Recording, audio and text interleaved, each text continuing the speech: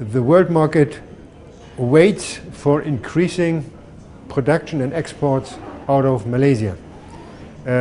We have experienced the year 2016 with sharply reduced world export supplies, both from Malaysia and Indonesia, and this has created shortages in the world. Many importing countries had to reduce their stocks considerably.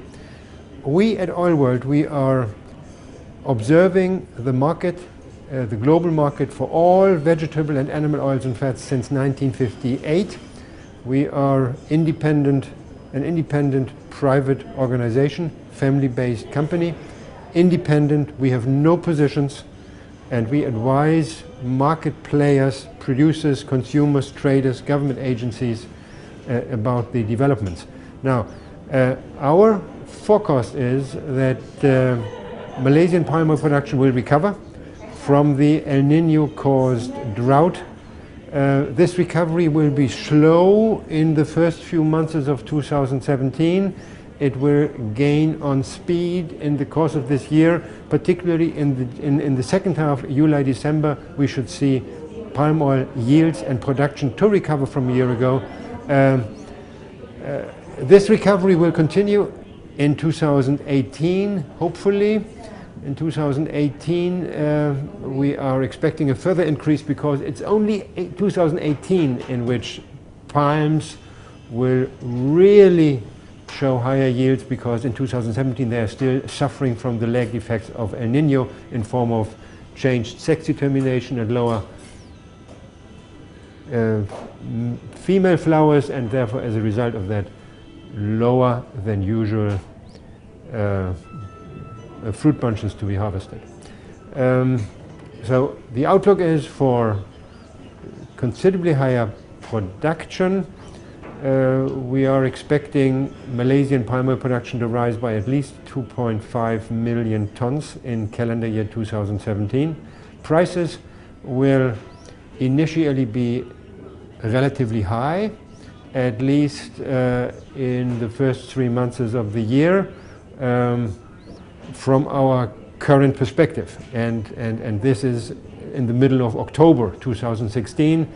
Our forecast is that the recovery in world palm oil production will still, in palm oil production in Malaysia as well as in Indonesia, will still be to a large extent offset by the very, very low stocks. Therefore, world exports will still be depressed. We expect Malaysian and Indonesian palm oil exports together to decline in October, March, and as a result of that, we expect still relatively attractive prices.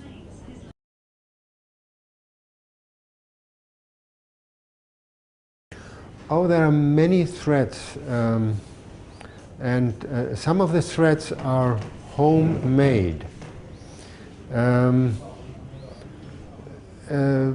One of the very big issues which are becoming more and more critical is the aging trees, the declining productivity because of the unfavorable age structure and the lack of timely replantings. This is a big threat in the medium term. Another threat is the shortage of labor. This must be taken as a very serious challenge by all parties, but particularly by the government.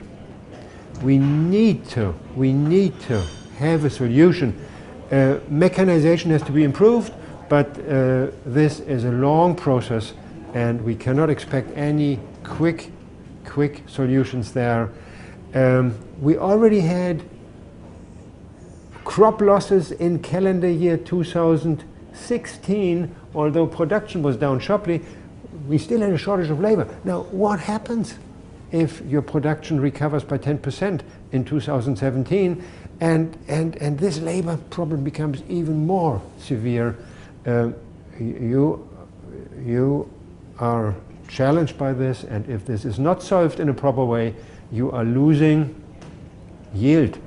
You're losing yield and you cannot bring in the crop in a timely manner, which means quality losses and quantitative losses.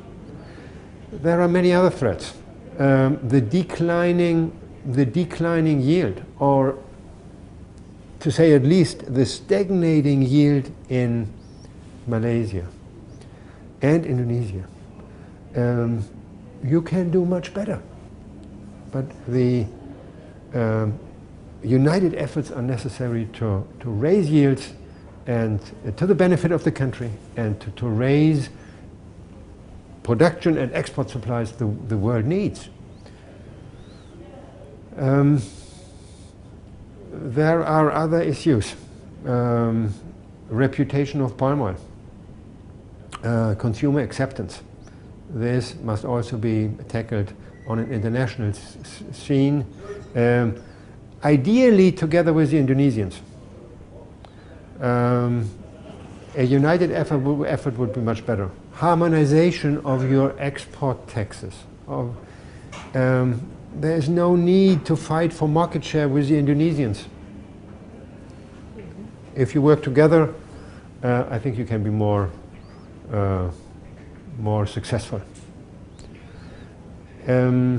Longer term, there is the threat of insufficient area available for palm oil production. At the moment we are talking, everybody is talking the pace of recovery of the Malaysian and Indonesian yields per hectare. So how quick will Malaysian and Indonesian production increase in 2017, and to what extent will this increase continue? And I'm sure it's going to continue as the trees are recovering, and production should be higher in 2018 as compared to 2017. This is the main issue now. But from 2019, 2020 onward, we will discuss insufficient land.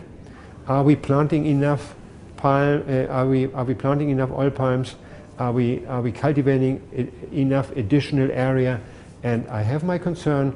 The current rate of plantings, as far as our research shows, the current rate of planting is not sufficient to satisfy world import demand, world demand of palm oil for food, oleochemicals and biodiesel in the years ahead. So that is another threat that has to be challenged. The biggest ones, I think, is yields. There is a big yield potential which should be developed. At the end of the day, your yield problem raises your production costs to level which are getting serious. While your production costs in Malaysia are rising, your competitors, like the Canadian canola farmer, he is making big progress. And you should imagine a Canadian canola farmer with 2,000 hectares, one man for 2,000 hectares. In Malaysia, you have one man for 10 hectares. And this Canadian canola farmer, he operates 4 or 5 harvest machines at the same time, remote control from his office. No labor on his combines, no labor on his tractors, all automatically steered machines. He is your competitor. He is able to reduce his production costs in the years ahead. There are big changes. There are big changes in farming all over the world, not only in canola, also in soybeans, in sunflowers, and all these, or many of these measures contribute to reducing production costs per ton of seed and per ton of oil. And the advantage of palm oil, the advantage palm oil still has today, this advantage may dwindle in the years ahead if you don't improve your profitability.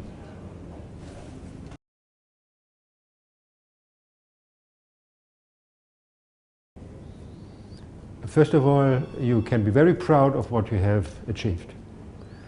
And palm oil was the leader in the global palm oil industry as far as research, as far as well, production and demand is concerned. You have made a very great achievement to the global oils and fats industry. And today, palm oil together with palm kernel oil worldwide accounts for 33% of production of all 17 oils and fats and 63% of exports of all oils and fats, although palm oil is produced on only 6% of the global oilseed area. So this is a big achievement.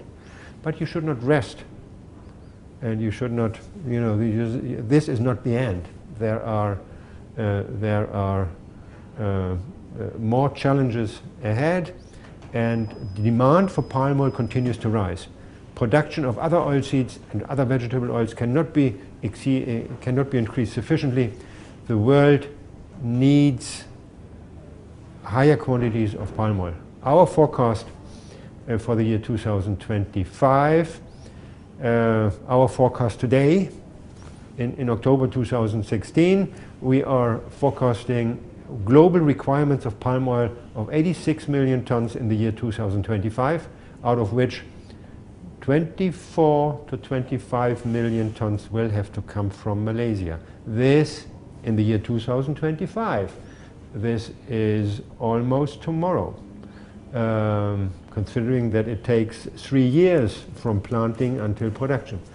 So this is a big challenge, and to the benefit of consumers in the developing countries, you should not stop, you should continue to make intensified efforts to raise your production and your productivity and your ability to feed the world with a good quality palm oil at reasonable prices. Good success.